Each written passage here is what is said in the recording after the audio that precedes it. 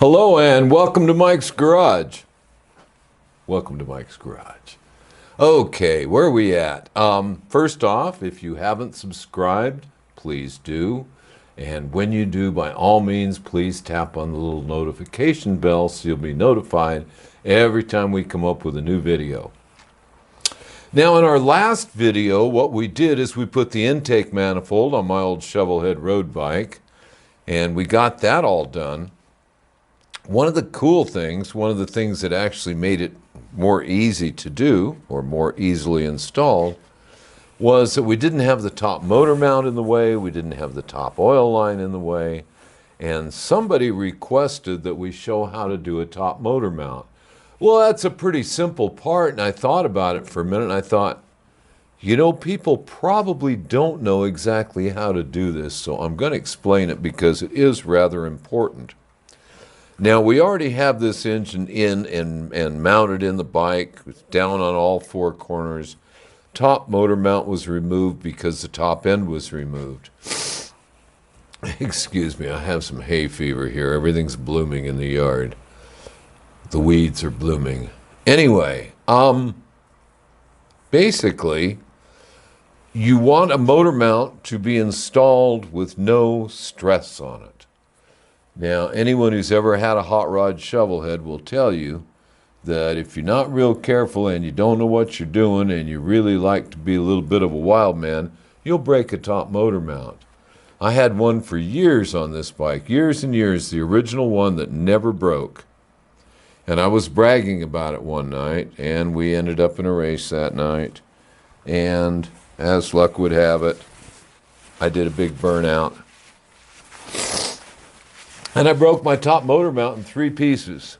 Anyway, so we're going to try to install one properly. Now, first off, we're going to put flat washers on here, nice thick flat washers on the top mounting studs. And the reason for those is they're basically serving as pads for this motor mount. This is not a stock motor mount. This is much heavier than the original. It's an aftermarket mount. I did manage to break this piece on it, and this is a replacement piece that we made in the middle of the night one night. Okay, so we'll set that motor mount in place. Now, if you look carefully, you'll notice that there's space between that motor mount and the frame. Again, we want to tighten it all in place with no stress on it. Now, I've gone to the trouble to figure all this out and measure it all. And believe me, every time you have the top end off or do anything major and you put the motor mount back on, you have to be very careful that it spaces out the same way again, so that it's tight when it's in place without any stress being on it. Now, what would be different? Well, gee, you put in new head gaskets there. Are they exactly the same thickness as the last pair of head gaskets? You put in new base gaskets. Are they exactly the same thickness as the last pair of base gaskets? Maybe you replaced the cylinders. Did you measure them, see if they're exactly the same length? I actually do that stuff, but what I'm saying is, if you fit it every time, you'll be happy. So I have a shim here that I've already figured out is the right one. It's rather thin, it's a washer, and I'm going to put it in place after I drop it a couple of times. Put it in place, use a screwdriver to get it centered, and then hold this motor mount while I put the bolt in place. Okay, now on the other side of the bolt, we're going to want a flat washer, again, to serve as a pad, a lock washer, and the nut. A lot of kits use a lock nut. All those things are fine. So I'm putting the nut and the washers on the other side. Could you show that other side? Would that be too difficult to get around there?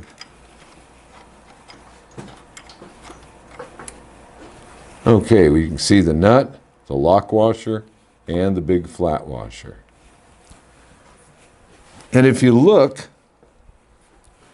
at the top of the motor mount, you can see just a little bit of space all the way around the studs, so you know that this thing is not really stressed. Now this is a bolt together two-piece motor mount, so I want to be sure that both of these are tightened in place. Oh, I got them good and tight. At this point, I'm sure the question is, what is this? This is my starter button. That way I don't need to use a starter relay or the original button that goes up on the handlebars. It never fails. This is a 20 amp automotive, or actually a marine, starter button.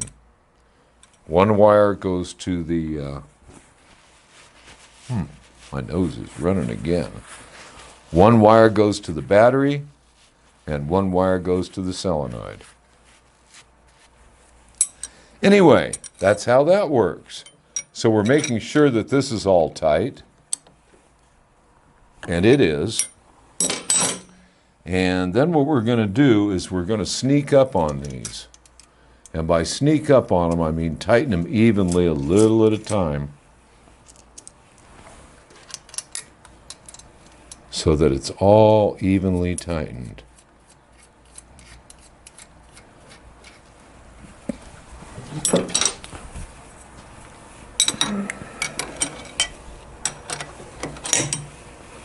And so, as I tighten the top one, why is it not tightening? Wrong size wrench. The nut, I believe, takes an 11/16 wrench. That's all right. What we're going to do is all I'm saying is we're going to tighten them down a little at a time, so that when they're finally tightened, they're all evenly tight.